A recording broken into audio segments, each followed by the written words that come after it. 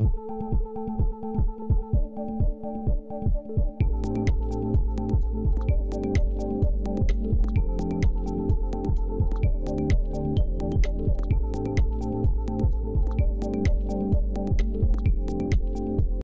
John sedikit kecewa. Ya. Dua pihak kepolisian. Siapa dulu nih? Saya dulu. Ya, yang pertama yang terhormat Bapak Kapolri, Kepala Kepolisian Republik Indonesia, Bapak Jenderal Polisi Listio Sigit Prabowo. Pak, ini beberapa waktu lalu, kalau nggak salah sekitar akhir bulan April atau di awal bulan Mei, Pak, ada kejadian, Pak, di Padang, Sumatera Barat. Salah seorang oknum dokter klinik kecantikan inisial RL atau Richard Lee, ya, itu membuat konten katanya klinik yang baru dibuat atau didirikan di Kota Padang itu mengalami pencurian. Nah, setelah ditelusuri oleh tim Klewang dari Polresta Padang, ternyata ini diduga hanya settingan karena pelaku terduga pencurinya ini sudah mengakui di depan polisi. Nah, proses ini menimbulkan kemarahan yang cukup luas di masyarakat, Pak Kapolri. Sampai ada beberapa demo juga di klinik yang bersangkutan di Padang, di Polresta Padang, di Polda Sumber, bahkan di Mabes Polri juga kemarin karena ada dugaan suara voice note yang beredar di media sosial yang di situ diduga yang bersangkutan ini menyampaikan urusan polisi nanti saya yang beresin gitu. Betul ya Pak Maji ya, kurang lebih ya, kasih duit selesai begitu. Ini sangat miris ya Pak, karena kami sebagai masyarakat Indonesia pun ikut marah Pak dengan hal ini, dan ini akan menjadi presiden buruk dan contoh Pak, akan generasi kita, dia nanti akan banyak yang membuat konten-konten serupa Pak. Orang mau bikin usaha apa, nanti dia bikin konten-konten yang serupa dengan yang dilakukan ini. Bagaimana tatanan negara kita ini bisa banyak hal-hal yang tidak baik di masyarakat. Jadi saya berharap Bapak Kapolri, Pak Kabar Eskrim Polri, Pak Kapolda Sumatera Barat, Bapak Kapolresta Padang benar-benar menindaklanjuti secara serius masalah ini ya, karena banyak banget saya dengar banyak yang sudah melaporkan ke kepolisian, tapi sampai sekarang yang bersangkutan ini belum ada panggilan yang saya dengar. Nah, ini di samping saya ada dari Bapak Kurnia, ini sudah membuat laporan juga di Polda Sumatera Selatan, sudah hampir 2 bulan, sama sekali belum dipanggil untuk permintaan klarifikasi. Pak Kapolda Sumatera Selatan, ya, minta tolong Pak, atensinya Pak, ini Pak. Ini masalah serius Pak, menurut saya ini masalah serius. Karena kalau sampai tidak ada ujungnya, saya yang pertama akan buat konten yang sama nanti, ya. Dan nanti tidak menutup kemungkinan akan ditiru orang-orang lain. Ini diduga kuat sudah mencemarkan nama Kota Padang, ya, dengan hal ini kan bisa membuat presiden buruk di Kota Padang. Kota Padang jadinya nggak aman dong. Orang belum buka klinik kok kemalingan, gitu ya. Dan saya juga pengusaha. Sebetulnya 2024 ini saya mau buka cabang High Five di Kota Padang, tapi saya batalkan. Dengan kejadian ini saya batalkan dulu pembukaan kantor cabang High Five di Kota Padang tahun 2024 ini. Terakhir kita sudah buka di Surabaya, di Medan. Sekarang memang setelah Medan, planning kita yang terdekat adalah di Kota Padang, Sumatera Barat. Karena orang-orang Padang ini kan banyak banget pengusaha kan. Jadi, tapi gara-gara berita ini, saya mengurungkan niat untuk mendirikan kantor cabang High Five di Kota Padang. Sampai belum tahu, nanti makanya nunggu kejelasan dari pihak kepolisian, ini boleh apa enggak. Kalau nggak boleh, tolong dilanjutkan prosesnya dengan cepat dan tepat. Jangan ada presiden di masyarakat, kok ini mentang-mentang punya duit kok nggak dipanggil-panggil, nggak diproses-proses. Jangan sampai terjadi presiden tersebut di masyarakat gitu. Mungkin lebih jelasnya nanti disampaikan oleh Bapak Kurnia mengenai proses yang sampai sekarang laporan polisinya mandek, belum ada panggilan sama sekali. Boleh Bang jelaskan? Baik, terima kasih. Saya Kurnia Saleh, Direktur LBH KIS bersama dengan Mas Hidayat, Formatur LBH KIS selaku pelapor pertama dari RL, baik pelapor secara pidana maupun etik di MKLK PBID. Tentu kami akan menyampaikan sedikit ada dinamika dalam kami membuat proses laporan ini. Mulai dari kami mendatangi Polda Sumsel itu sekitar pukul 8 pagi, kami baru diproses membuat laporan itu sekitar pukul 8 malam. Artinya ada kurang lebih 12 jam. Kami pikir dinamika dalam membuat laporan terhadap RL ini sampai di situ saja tantangannya. Rupanya tanggal 4 Mei 2024 kami membuat laporan di Polda Sumsel terhadap RL atas dugaan melanggar pasal 28 ayat 3 Undang-Undang ITE. Rupanya sampai dengan hari ini sudah mau 2 bulan belum ada tindak lanjut sama sekali. Nah, tentu teman-teman media yang ingin kami sampaikan di sini adalah kita melihat ada ketidakwajaran dalam penanganan ini. Logisnya karena kami juga seorang advokat, 1-2 minggu itu udah kelamaan dalam memproses untuk BAP awal kita sebagai pelapor. Nah, tentu ada hal yang sangat serius kata Bang John tadi atas sikap Polri yang seperti ini yang takut akan menjadi keliru dan berdampak masif. Kita melihat bahwa Polri ini selaku institusi pintu pertama mencari keadilan. Jangan sampai hanya karena satu person ini ada ratusan ribu wajah dan anggota Polri ini rusak. Paradigma Polri yang awalnya itu adalah untuk mencari keadilan pertama berubah menjadi tempat untuk menguji apakah Polri ini masih bisa untuk menegakkan keadilan seadil-adilnya tanpa pandang bulu.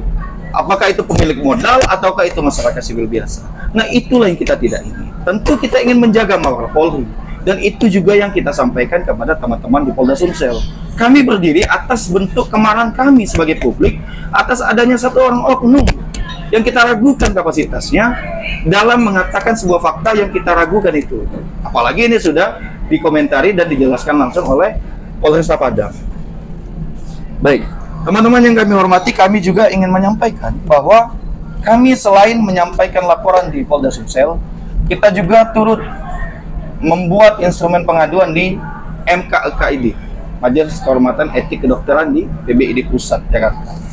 Apa poin yang ingin kita sampaikan di situ adalah kami menduga ada pelanggaran etik berat atas RL ini yang menggunakan kapasitasnya sebagai dokter kecantikan yang mempromosikan klinik kecantikannya dengan cara-cara tipu muslihat, kalau bunyi di kode etik, dengan cara-cara bohong. Dan kami ingin tegaskan antara etik dan pidana ini adalah dua hal yang terpisah. Bahwa kemudian etik ini menjadi dasar penguatan untuk pidana, silakan. Tapi kalaupun pidananya tidak terbukti, etik tetap harus jalan. Nah, ini yang ingin kita tempuh. Sayangnya, seperti seakan-akan selaras antara ID, MKLK-ID dengan Polda Sumsel. Sampai dengan hari ini, 8 Mei, 4 hari setelah kami ke Polda Sumsel, 8 Mei kita buat aduan ke MKLK-ID, tidak ada juga tidak lanjut. Apakah keterangan dari MKLK laporan kami dibuang ke kotak sampah atau mungkin ini diproses, kita belum punya kejelasan. Nah, tentu ID jangan sampai sangar dengan dokter-dokter yang ada di pelosok daerah. Sedangkan dengan dokter-dokter yang maaf kita sampaikan mungkin memiliki pengaruh cukup besar, ID semacam tidak punya power untuk menegakkan ya apa yang harus ditegakkan. Jadi intinya teman-teman, perjuangan kita hari-hari ini tidak hanya perjuangan untuk menegakkan kode etik kedokteran, tidak hanya menegakkan terkait dengan adanya berita bohong, bukan itu. Tapi jauh daripada itu, fungsi kita di sini adalah meletakkan Polri pada tempatnya. Bahwa betul Polri presisi, seperti yang dinengokkan Bang John berkali-kali. Dan kami meyakini asa daripada itu masih ada. Pak Jenderal Listio Sigit Prabowo, kami tentu meminta Polri untuk bersikap tegas karena kami takut perjuangan Bapak memimpin Polri selama ini mengangkat nama baik Polri, trust publik terhadap Polri ini jatuh hanya karena satu orang oknum dokter yang tidak jelas.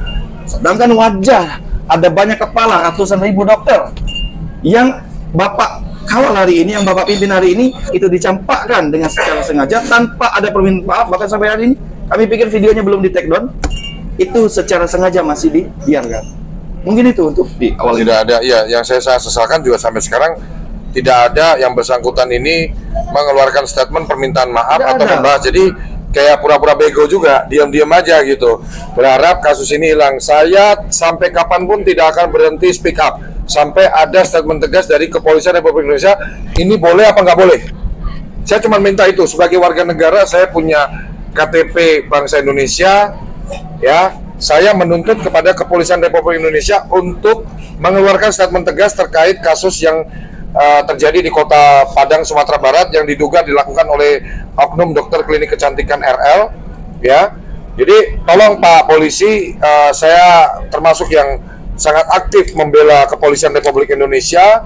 Saya termasuk yang sangat pro terhadap Kepolisian Republik Indonesia. Tolong tunjukkan dan buktikan ke masyarakat bahwa Polri betul-betul presisi mengawal kasus ini.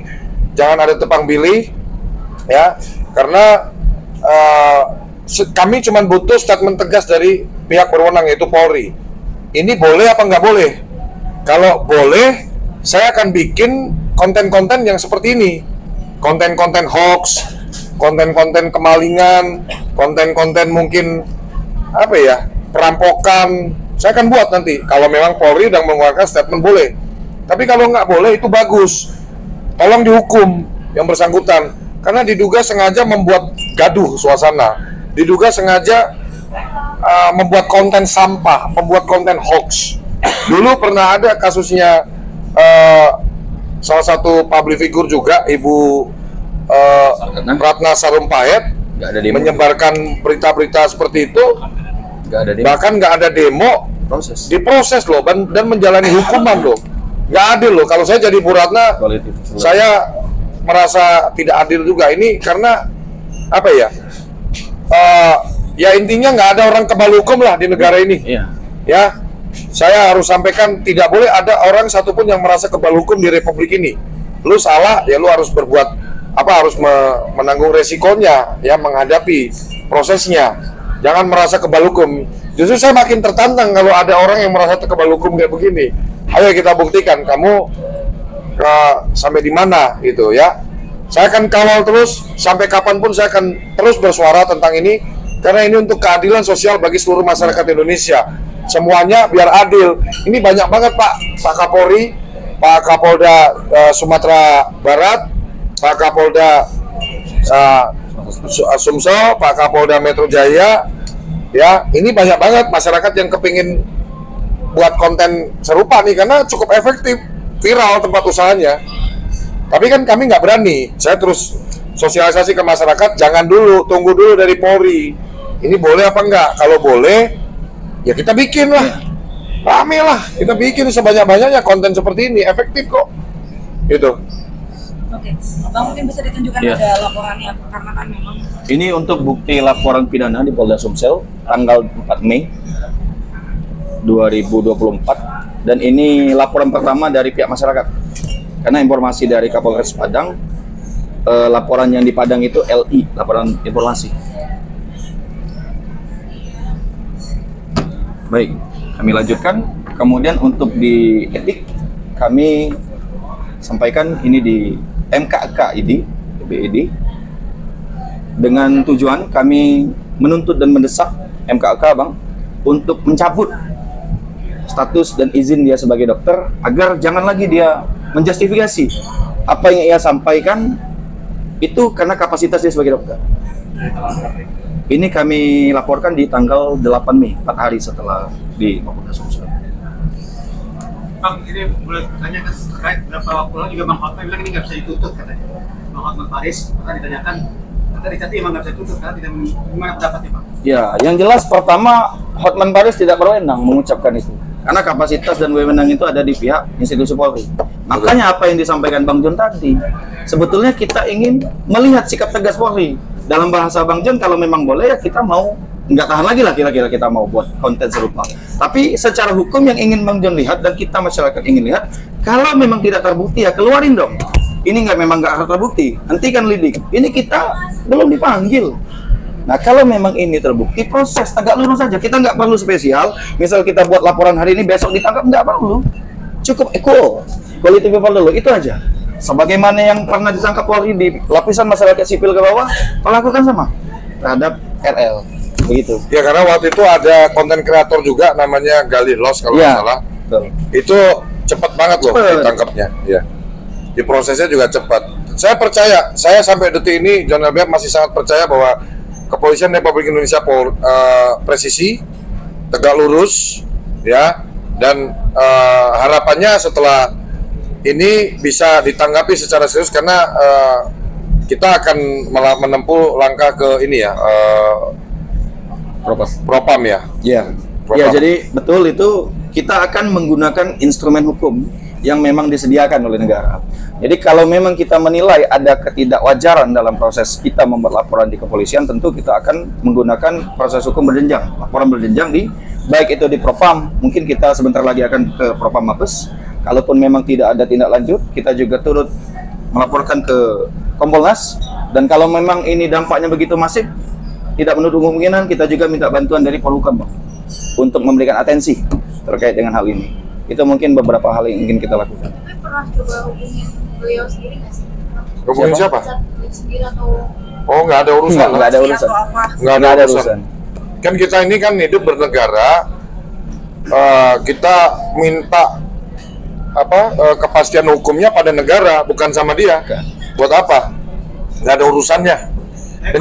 Dan kita sebetulnya, saya secara pribadi ini harus pertegas, saya tidak menyerang person ya, tindakannya yang keliru. Jadi jangan ada nanti penggiringan opini, wah ini musuh bebuyutan. Saya nggak ada musuh. Saya nggak ada musuh, saya nggak suka bermusuhan. Tapi ini akan jadi presiden buruk. Saya mau tanya ke teman-teman media, kalau tidak ada keputusan apapun di ngambang begini, kan saya mau bikin konten begitu kan kita juga ragu-ragu. Nggak sabar lagi ya. Betul ya? Kalau ini diperbolehkan, saya gercep bikin itu kan efektif loh. Kliniknya kemalingan, terus habis itu diklarifikasi, bikin sayembara, terus viral di mana-mana. Namanya kejadian-kejadian seperti itu kan cepat dapat sorotan publik. Kemalingan lah, pencurian lah, apalah, cepat.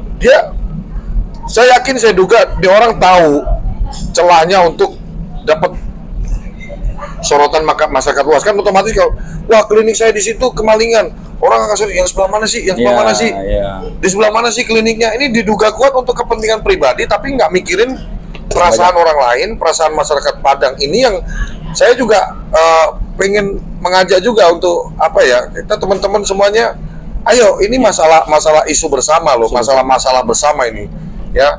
Jadi ini untuk orang, diduga untuk kepentingan dia pribadi, mengorbankan orang lain. Ini nggak boleh loh ya. Padahal saya bukan orang asli Padang, tapi saya orang Indonesia. Karena saya khawatir nanti di Semarang, tempat kelahiran saya, bisa terjadi seperti ini. Nanti kota Semarang jadi predikannya kota nggak aman. Kan begitu. Jadi presiden itu sangat berpengaruh dalam aspek kehidupan kita bernegara, bermasyarakat, dan lain-lain. Makanya saya sangat berharap, dan saya tahu Pak Kapolri kita ini orang yang sangat tegak lurus, sangat tegas. Bahkan beliau mengeluarkan statement, orang yang paling keras mengkritik Polri adalah sahabat Polri. Ini kita lebih dari sahabat Polri, karena kita tidak mengkritik keras, kita justru mendukung keras. Kami ini mendukung keras, tegakkan hukum seadil-adilnya. Ya, jangan ada orang yang bersikap arogan seperti ini dibiarkan bahkan merasa tidak bersalah gitu.